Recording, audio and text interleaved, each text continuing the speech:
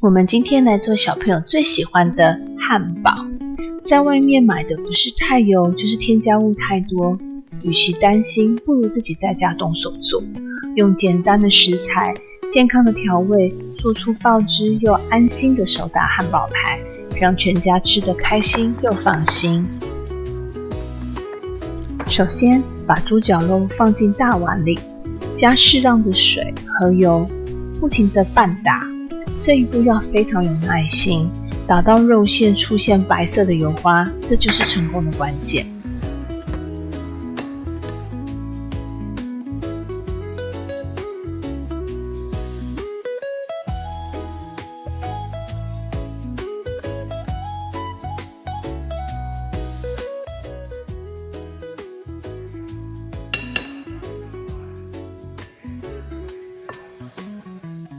然后加入洋葱碎，增加甜味还有香气，放入一些蚝油、一颗鸡蛋、玉米粉，最后再加上白胡椒和盐巴调味。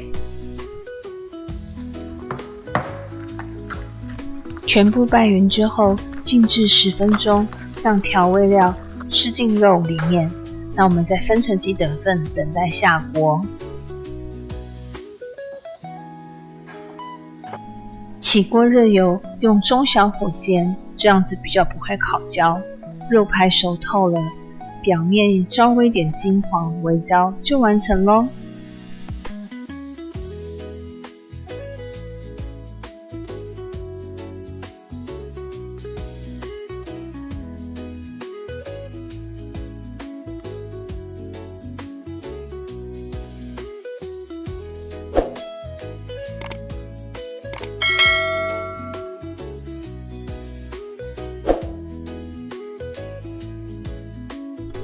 在最后的步骤里面，我会在锅里加一点水，然后盖上锅盖，大概焖煮个1分钟，确保里面的肉都是熟透，我才会起锅。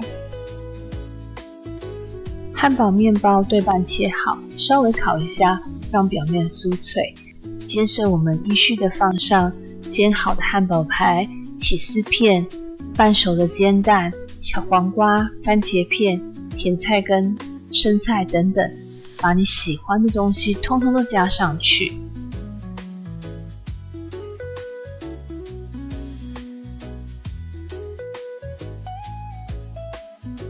有时候我会加入干煸蘑菇，还有炒洋葱，一口下去层层丰富，肉汁满满，真的是超满足。